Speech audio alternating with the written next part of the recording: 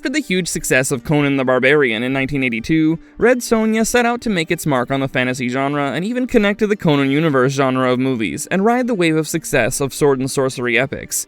However, the film that seemed to be the next big hit of the genre failed to meet expectations and became a huge failure. So what went wrong? Today, we'll discuss all about this cinematic misfire and the legacy it's left behind, for better or for worse. Before we go into our explanation, we have a very small request. If you like our content, please support us by subscribing to our channel. This is a small click for you, but for us it means a lot. Thank you. Let's begin. They did! You slaughtered my parents! Like cattle! My brother! Origins and early production. Talks about bringing Red Sonja, a sword and sorcery epic from the pages of Marvel Comics to the big screen, began in 1983, and it was initially set to be directed by Ralph Bakshi. Since Ralph Bakshi was best known for his adult-oriented animations like Fire and Ice and Cool World, it was anticipated that Red Sonja would also be inclined towards bold and visually distinctive themes.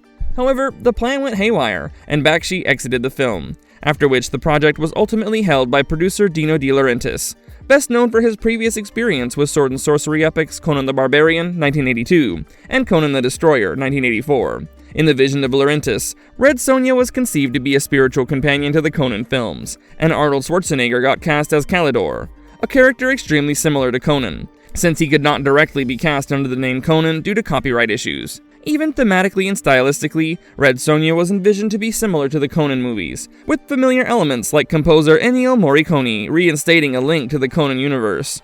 The production team announced an open casting audition in 1983, calling on women aged 16 and up for the role of the protagonist Red Sonja. While the auditions, spanning a long period of time, grabbed quite a lot of media attention, they didn't bear any fruit, since nobody could secure the role of Red Sonja. The actress Sandahl Bergman, famed for Conan the Barbarian, also initially set out to play the role of Red Sonja, but was later recast as Queen Gedren. Finally, Brigitte Nielsen was cast for the role after director Richard Fleischer saw her on the cover of a fashion magazine, awestruck by her striking physical appearance. According to Fleischer, Nielsen fit perfectly with the bold visual aesthetics of the film, and therefore was the right choice, even though her acting experience was limited. Like the Conan films, Red Sonja also aimed to utilize the resources of the Italian studios, and therefore it was set to be shot in Rome over a 16-week schedule. The film was ultimately released in 1985 in the US. Casting Brigitte Nielsen in key roles. Getting the cast right for Red Sonja was a roller coaster ride for the filmmakers. As we mentioned earlier, producer Dino De Laurentiis spent a lot of time, almost a year, searching for his Red Sonja with no luck. The filmmakers wanted someone who could embody the physicality and the strong presence of a warrior woman, so they wanted a tall actress with an almost statuesque figure and at the same time a commanding personality. After the high-profile search campaign through auditions failed, they even considered Sandahl Bergman to be Red Sonja for a while, but eventually recast her as Queen Gedren. Thankfully, when director Richard Fleischer laid eyes on the 6'1" Danish model Brigitte Nielsen, he didn't give it a second thought before approaching her with the role. Even though Nielsen lacked prior acting experience, the filmmakers, after her screen test, agreed that in this case, her cinematic appeal and appearance trumped her acting credentials, and thus finalized her as the lead. Sandahl Bergman was not rejected for the role of Red Sonja, but it was on her own accord that she turned it down, fearing that after Conan the Barbarian, the role of Red Sonja might lead to typecasting. However, when she was offered the role of the antagonist instead, she found the role to be interesting and challenging. Hence, she accepted the role to showcase her seductive menace. Casting Arnold Schwarzenegger as Kalidor was also a strategic move by the makers. Since Schwarzenegger had already worked in the Conan films, the makers realized he could add credibility and star power to the Red Sonja movie, but due to copyright issues, he was cast as Kalidor instead of Conan. Though Kalidor was meant to only be a supporting character to Red Sonja, Schwarzenegger's performance entailed increased presence in the movie throughout production, and the makers aspired to capitalize on his growing fame. Schwarzenegger's fame was so hyped that the movie was released in Italy with the title Yado, with Schwarzenegger on the poster as if he were the actual lead. Production challenges and changes. There were several challenges and changes throughout the production of Red Sonja. To start with, a significant amount of the film was shot around the Gran Sasso Massif in Italy, and while these alpine mountains served as the perfect backdrop for the fantasy aesthetic of the film, their harsh terrain proved to be a major hurdle for the cast and crew. There were also difficulties in transportation due to the challenging terrain. Moreover, the budget of the film got stretched thin with elaborate set construction, costumes, and special effects, even though it started with a strong budget of $17 million. Casting the right lead proved to be a test and underwent several changes. Apart from the failed one-year-long auditions for the role of Red Sonja and Sandahl Bergman being recast as the antagonist, other actresses were also considered before finalizing Nielsen. Producer De Laurentiis also considered offering the role to Laureen Landon, but her previous performance in a similar role in the film Hundra made De Laurentiis reconsider the idea. Soap opera actress Eileen Davidson also claimed to be a runner-up for the role of Red Sonja. Casting Brigitte Nielsen was also not devoid of challenges. Even though she fit the role perfectly based on her appearance, she didn't have any prior acting experience. As a result, she required additional support and mentoring, which impacted the pacing and scheduling of the film. There were also changes in the narratives of the film, since Schwarzenegger originally set out to reprise his role as Conan. Thus, changing his character to Calidor resulted in a modest undercut to Red Sonja's broader connection to the Conan universe.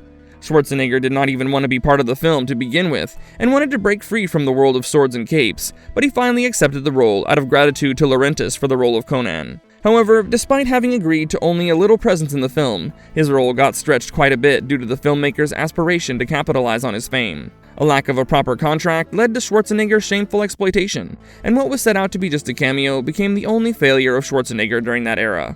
This led to constant mid-production changes and tonal issues, which later contributed to the reason why Red Sonja bombed at the box office.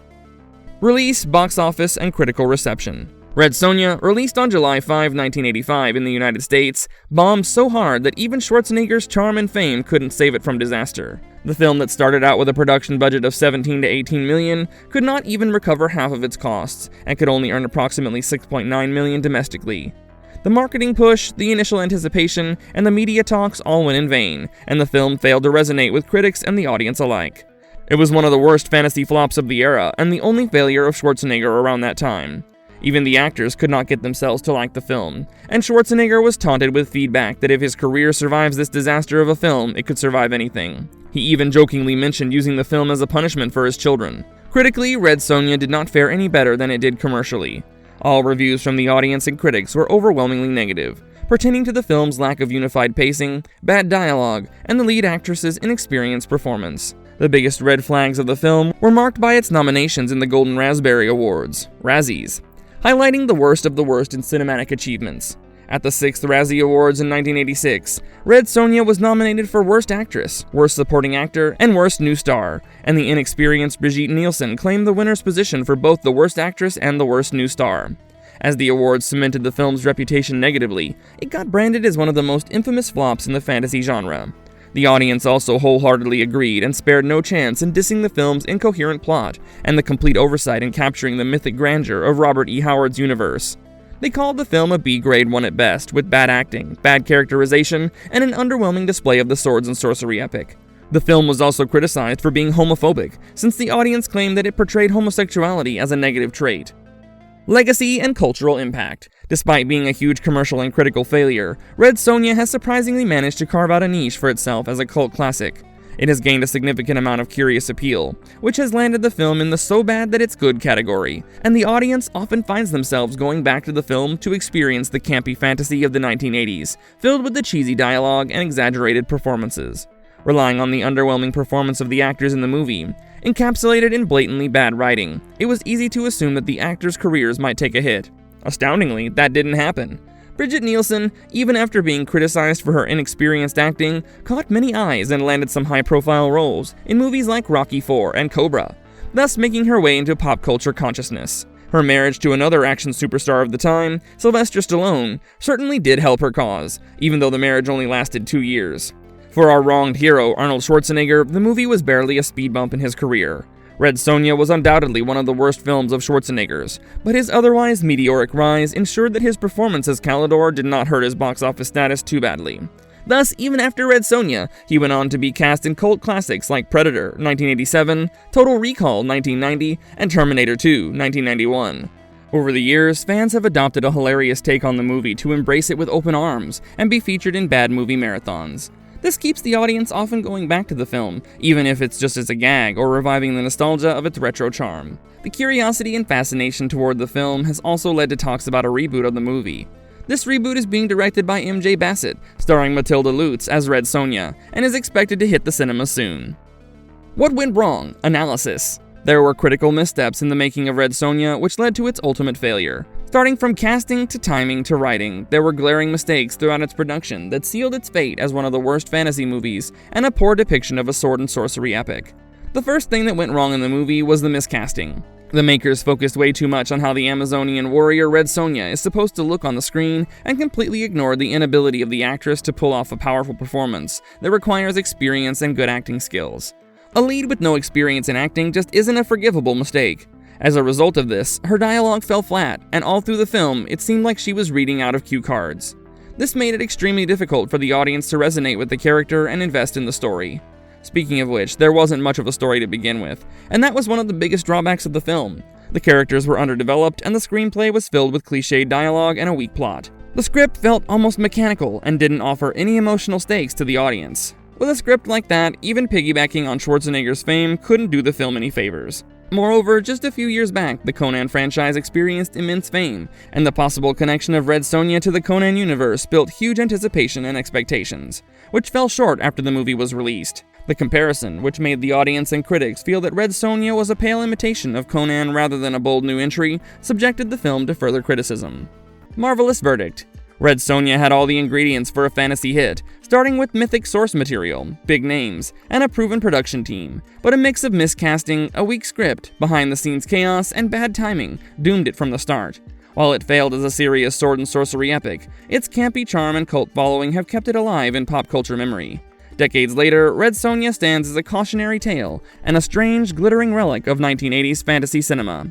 Red Sonja was meant to ride the wave of the sword and sorcery boom sparked by Conan the Barbarian, but instead, it sank under the weight of its own missteps. If you like our content, don't forget to leave a like and subscribe to us if you haven't already. Have a good one and be safe. Thanks, everyone.